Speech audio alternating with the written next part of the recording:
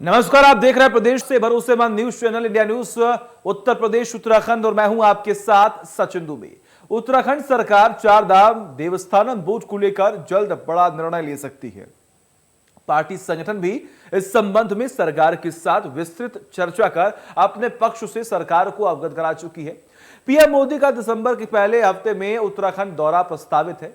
ऐसे में माना जा रहा है कि सरकार इससे पहले ही बोर्ड को लेकर कोई फैसला ले सकती है। चार धाम देवस्थानम प्रबंधन अधिनियम के तहत गठित देवस्थानम प्रबंधन बोर्ड के अस्तित्व में आने के बाद से ही चार धाम के तीर्थ पुरोहितों के बीच में थोड़ा बहुत विरोध देखा जा रहा है। उनका कहना है कि बोर्ड उनके हितों पर कठोराघात है। पद संभालने के बाद मुख्यमंत्री पुष्कर सिंह धामी ने इस मामले में समाधान को पूर्व राज्यसभा सदस्य मनोहर कांत ध्यानी की अध्यक्षता में उच्च स्तरीय समिति गठित की, जो अपनी अंतरिम रिपोर्ट सरकार को सौंप चुकी है। समिति जल्द अपनी अंतरिम रिपोर्ट सरकार को सौंपने की तैयारी कर रही है। इसके बाद इस पर जो निर्णय है वो सरकार को लेना होगा। वही बोर्ड के संबंध में कोई निर्णय न होने से नाराज तीर्थ पुरोहितों में काफी ज्यादा तल्ख तेवर दिखा दिए हैं। प्रधानमंत्री मोदी के केदारनाथ दौरे से पहले भी पूर्व मुख्यमंत्री त्रिवेंद्र सिंह रावत, भाजपा के प्रदेश अध्यक्ष मदन कौशिक और कैबिनेट मंत्री डॉक्टर धन सिंह रावत को उनके आक्रोश का सामना भी करना पड़ा था। प्रधानमंत्री के दौरे को देखते हुए कैबिनेट मंत्री सुबोध उनियाल ने केदारनाथ जाकर तीर्थ पुरोहितों से बातचीत कर समस्या के जल्द समाधान का आश्वासन दिया था। प्रधानमंत्री के दौरे के बाद भी इसका कोई हल न निकलने से नाराज तीर्थ पुरोहितों और उनका के जो लोग हैं उनमें कहीं न कहीं गुस्सा देखने को मिल रहा है। ऐसे में माना जा रहा है कि कैबिनेट के समक्ष यह मसला लाया जा सकता है। हालांकि कैबिनेट में यह मसला नहीं आ पाया। अब पार्टी ने भी इस मसले का संज्ञान लिया है। ऐसे में सवाल उठता है कि क्या पीएम के दौरे से पहले देवस्थानम बोर्ड पर जारी विवाद सरकार खत्म कर लेगी या फिर चार धाम के तीर्थ पुरोहितों के गुस्से को झेलती रहेगी। तो इसी पर आज हम चर्चा करेंगे। हमारे साथ कई विशेष गेस्ट जुड़ेंगे जिनसे हम सवाल करेंगे और कहीं ना कहीं देवस्थानम बोर्ड को लेकर भी तमाम सवाल खड़े किए जा रहे हैं कि आखिर क्या वजह है कि चार धामों का जो कंट्रोल है वो सरकार को दिया जा रहा है। क्या अभी तक सही तरीके से चारों धाम पर काम नहीं हो रहा था? क्या यहाँ पर फंड को लेकर कोई समस्या आई है? ये तमाम ऐसे मुद्दे जिसको लेकर जो पुरोहित हैं वो लगातार विरोध कर रहे हैं। पुरोहितों की यह मांग है कि देवस्थानम बोर्ड का जो प्रस्ताव है उसे निरस्त किया जाए, इससे पूर्ण रूप से हटाया जाए, जो कंट्रोल है वो पुरोहितों पर रहने दिया जाए, ना कि इसे सरकार को सौंपा जाए। तो तमाम बड़े सवाल हैं और इन तमाम सवालों के जवाब लेंगे। हमारे साथ विशेष पैनल जुड़ेगा जिससे हम जानने की कोशिश करेंगे कि आखिर क्या वजह है जिसकी वजह से आखिर इतना लेट हो रहा है और इस लेट लतीफी की वजह से तमाम पुरोहितों में काफी गुस्सा जो है वो देखने को मिल रहा है। बड़ा सवाल यह भी है कि पीएम नरेंद्र मोदी के दौरे से पहले क्या सरकार इस पूरे मसले को खत्म करेगी या फिर ऐसे ही पुरोहितों का जो विरोध है वो सरकार को झेलना पड़ेगा।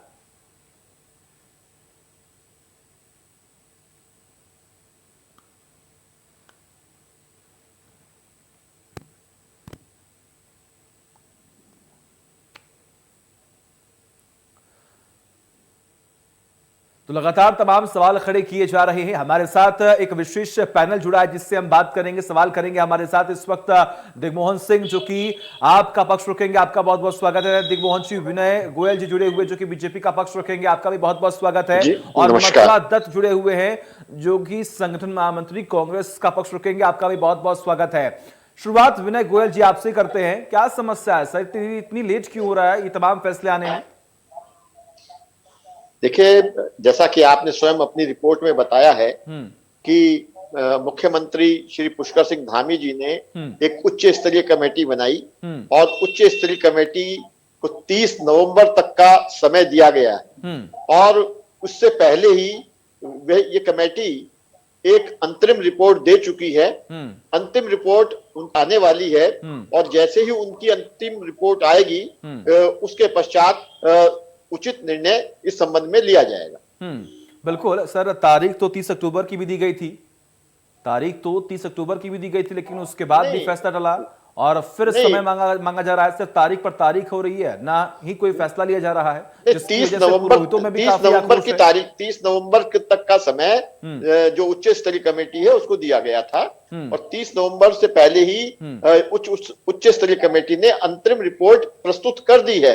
अंतिम रिपोर्ट उनकी आने वाली है, और मतलब जैसे ही उनकी आप ये आश्वस्त करते हैं, आप ये आश्वस्त करते हैं कि जो भी समय, जो भी तारीख अंतिम दी गई है उससे पहले फैसला हो जाएगा। पूरी संभावना है इस बात की कि उससे पहले फैसला हो जाएगा। ठीक है, मथुरा दत्त जी, आपके पास आना चाहूंगा यहां पर। क्या लगता है सर, जिस तरीके से तमाम वादे किए जा रहे थे और ये बार बार जिक्र किया जा रहा था कि 30 अक्टूबर तक तमाम फैसले हो जाएंगे, पुरोहितों को समस्या जो लगातार हो रही है उनका समाधान होगा, लेकिन अब एक बार फिर से नई तारीख दी गई है और आपने सुना किस तरीके से विनय जी कह रहे हैं कि जो तारीख दी गई है उससे पहले समस्या का समाधान होगा। क्या हो पाएगा?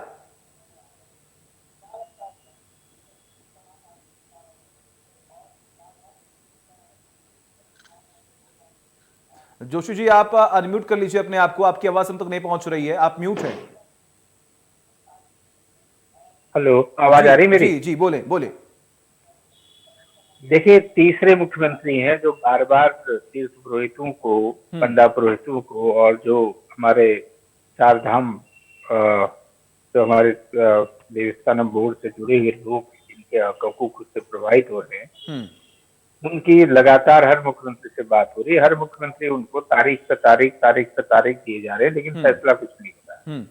और इसी तरीके से नए मुख्यमंत्री जी ने भी ये तीसरी तारीख दे दी है, लेकिन फैसला नहीं कर पा रहे। हाई पावर कमेटी बनाई, वो अपनी रिपोर्ट नहीं दे पा रही है। तीर्थ पुरोहित लगातार आंदोलनरत हैं और कह रहे हैं कि भाई देवस्थानम बोर्ड भंग करिए, ये भंग नहीं कर रहे हैं। लेकिन बीजेपी की सरकार के लिए जो देवस्थानम बोर्ड है वो गर्म दूध की तरह हो गया है, न उसको निकल पा रहे, न उसको छू पा रहे।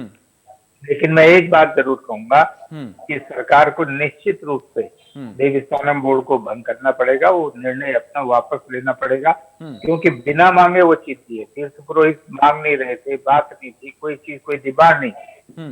जब ऑलरेडी हमारा 1939 से श्री बद्रीनाथ केदारनाथ मंदिर समिति काम कर रही थी, तो नए बोर्ड को बनाने की आवश्यकता ही नहीं थी। सरकार ने दादागिरी करके अलोकतांत्रिक तरीके से देवस्थानम बोर्ड का गठन किया है, और तीर्थ पुरोहित लगातार तब से मांग कर रहे हैं इसको आज बंद करिए, अभी बंद करिए, हमको ये आवश्यकता नहीं है इसकी।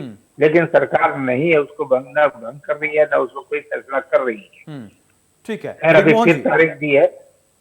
ठीक है, दिग्मोहन जी, आपको क्या लगता है, आपको क्या लगता है, ये सिर्फ एक चुनावी जुमला है कि जो तमाम समस्या सामने आ रही हैं, जिन मांग को लेकर लगातार पुरोहित धरने पर बैठे हुए थे, विरोध कर रहे थे, क्या वो मांगे मानी जाएंगी?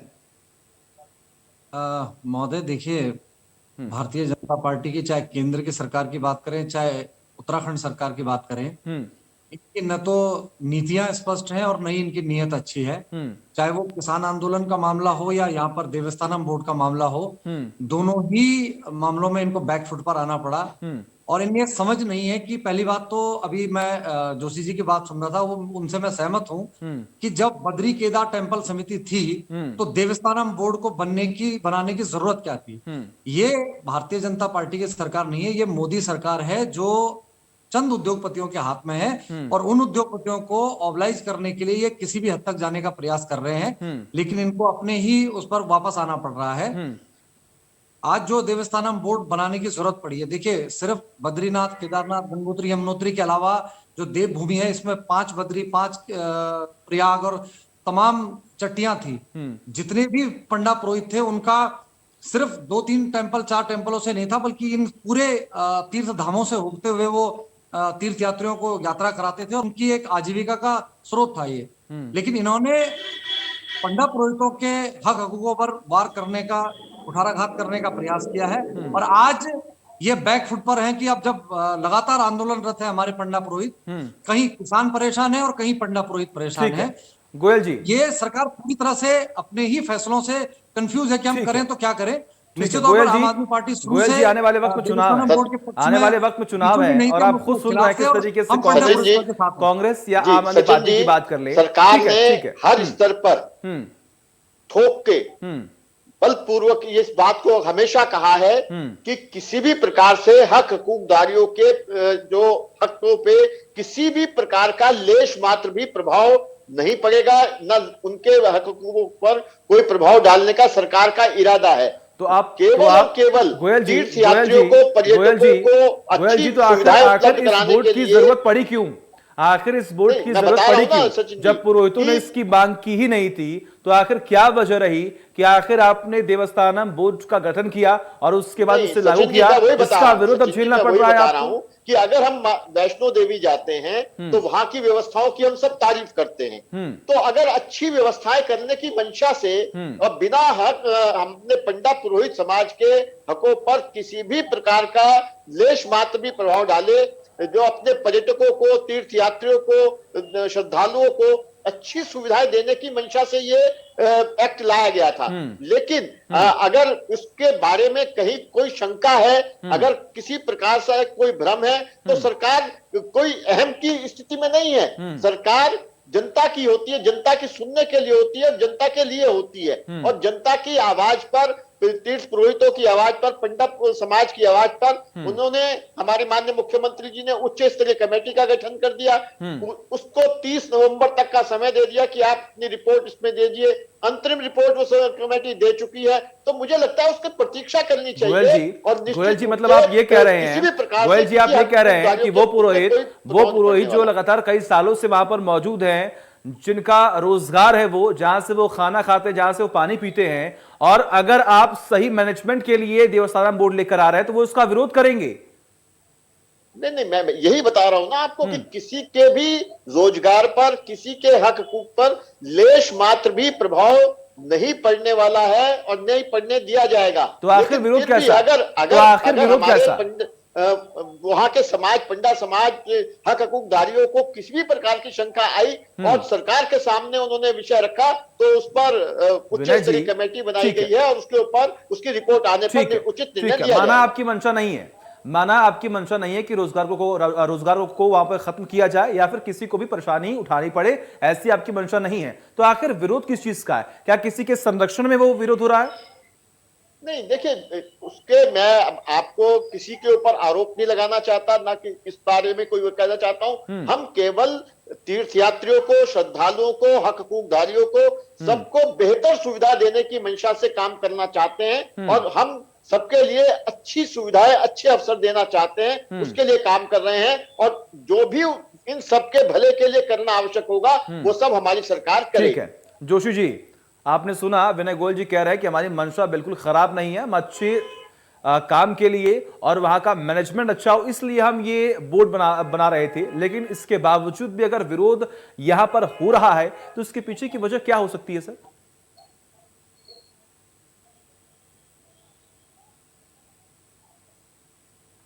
जोशी जी,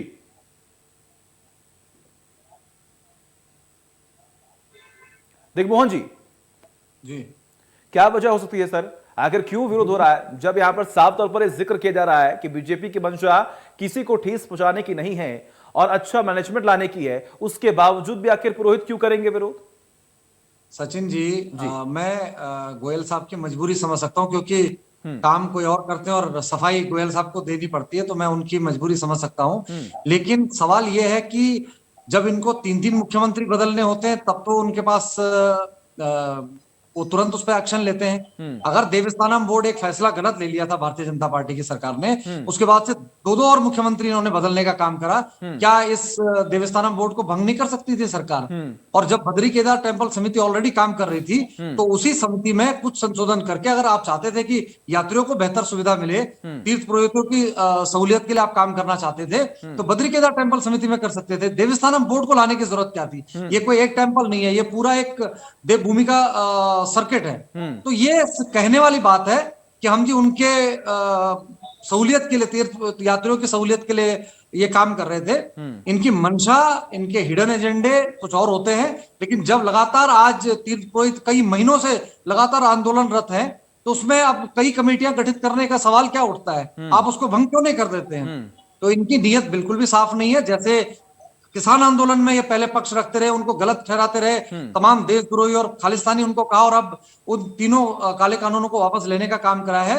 इसी तरह से तीर्थ पुरोहितों ने अब मजबूर कर दिया है उत्तराखंड भारतीय जनता पार्टी की सरकार को कि ये देवस्थानम बोर्ड को भंग करे, और आम आदमी पार्टी लगातार इसकी मांग करती रही है। जोशी जी, आपको आवाज मिल रही है मेरी? पुरोहितों के साथ। जी हाँ, जी हाँ, ठीक है मेरी आवाज आ रही?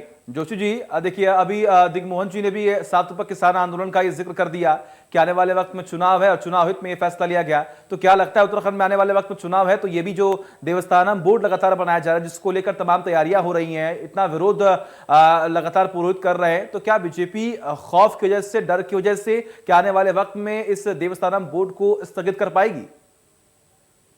देखिए, अभी तक कर देना चाहिए था। आगे करेगी नहीं करेगी ये अलग बात है, लेकिन ये चुनाव की बात भी नहीं है। मैं इसको चुनाव से भी नहीं जोड़ता हूँ। बहुत साफ बात है कि जिस तरीके से ये बार बार कहते रहे, इतना नहीं कि प्रधानमंत्री भी कहते रहे कि आपके आंदोलन जीबी कह दिया और आपका खालिस्तानी कह दिया, तमाम तरह के आतंकवादी कह दिया, किसानों को तमाम तरह के आरोप लगा किसान आंदोलन में। बार बार कहते रहे कि जो बिल आया है, जो किसान का जो संशोधन बिल आया है, वो किसानों के पक्ष में का है। लेकिन अंततः क्या हुआ, देखो, केंद्र सरकार को अचानक प्रधानमंत्री जी प्रकट हुए, जिस तरीके से नोटबंदी में हुए, अन्य समय पर प्रकट हुए, ऐसे प्रकट होते हैं सुबह सुबह और कह देते हैं कि हम जो हमारे कृषि बिल हैं हम उनको वापस लेंगे, कह देते हैं। और मैं कह रहा हूँ कि इसी तरीके से देखेगा कि जिस तरीके से तीर्थ पुरोहितों ने कहा ही नहीं कि आप देवस्थानम बोर्ड बनाए, कभी कहीं किसी कोने से कोई डिमांड पंडा पुरोहितों की दी। और अभी भी गोयल साहब कह रहे हैं कि इन बिलों में जो देवस्थानम बोर्ड बना है उससे तीर्थ पुरोहितों के हक हकूक प्रभावित नहीं हो रहे। अगर नहीं हो रहे, हम सहमत हैं। ठीक है विनय जी, आपसे आखिरी सवाल। नहीं, मेरी बात जरा जल्दी से देखिए, समय की बहुत कमी है। विरोध क्यों हो रहा है? सबसे बड़ा सवाल है, विरोध क्यों हो रहा है? बिल्कुल। देखिए, अंततः फिर चुनाव है, सरकार मजबूरी में फिर कहेगी कि हम देवस्थानम बोर्ड बंद कर रहे हैं या अपना निर्णय वापस ले रहे हैं। देखिए करती क्या है सरकार, या आने वाले समय में पता। ठीक है विनय गोयल जी, विरोध की वजह से नुकसान आपको होगा, और मैं चाहता हूं कि इंडिया न्यूज के माध्यम से आप ये बताएं, और हम ये सुनना चाहते हैं कि पुरोहितों का जो तमाम समस्याएं आ रही हैं उनके सामने, आखिर उनका समाधान कब तक हो पाएगा? मैंने आपको पहले ही बताया कि 30 नवंबर का समय हाई पावर कमेटी को दिया गया है। अंतरिम रिपोर्ट उनकी आ चुकी है, फाइनल रिपोर्ट उनकी आने वाली है। उच्च स्तर पर इसमें विचार चल रहा है, और किसी भी प्रकार से हक हकूकदारियों को किसी भी प्रकार का, मैं बार बार कह रहा हूं, लेश मात्र भी उनको कोई ठेस पहुंचाने का या उनको नुकसान पहुंचाने का मंशा नहीं है। केवल श्रद्धालुओं को, तीर्थयात्रियों को, वहां आने वाले सभी भक्तों को बेहतर सुविधाएं मिल सके, उसके लिए प्रयास है सरकार का। वो प्रयास सरकार करती है और लगातार जारी रहेगा। ठीक है, आप सभी का बहुत बहुत शुक्रिया। विनय जी आपका बहुत बहुत शुक्रिया। दिग्मोहन जी आपका बहुत बहुत शुक्रिया। मथुरा दत्त जोशी जी आपका भी बहुत बहुत शुक्रिया अपना कीमती वक्त देने के लिए, हमसे बात करने के लिए और इस बड़ी बहस का हिस्सा बनने के लिए। एक ब्रेक।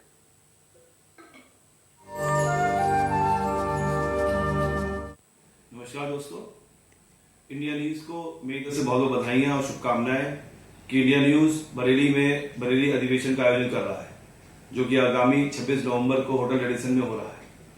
इस कार्यक्रम में जैसा कि मुझे पता लगा है कि बरेली के सभी जनप्रतिनिधिगण, सभी प्रशासनिक अधिकारी, शहर के सभी गणमान्य प्रबुद्ध वर्ग मौजूद होगा, और वो लोग सब मिलके बरेली के बारे में चर्चा करेंगे। आगामी समय में बरेली की क्या दशा है, आज के समय में बरेली क्या दशा है, और आगामी समय में बरेली किस दिशा में जाएगा, उस पर चर्चा करेंगे। बरेली में स्मार्ट सिटी का काम चल रहा है, लोगों की तकलीफें हैं, परेशानियां हैं, उस पर चर्चा होगी। आगामी समय में जो ट्रेड और कॉमर्स और इंडस्ट्रियल डेवलपमेंट बरेली में होने वाला है, उस पर चर्चा होगी। और बरेली में जो एजुकेशन सेक्टर बहुत डेवलप कर रहा है, इस पर भी चर्चा होगी। तो मुझे पूरी उम्मीद है कि इस कार्यक्रम के बाद जो एक कंक्लूजन निकलेगा, वो बरेली के सभी अधिकारीगण के लिए, सरकार के लिए, जनप्रतिनिधिगण के लिए बहुत इंपॉर्टेंट और महत्वपूर्ण होगा।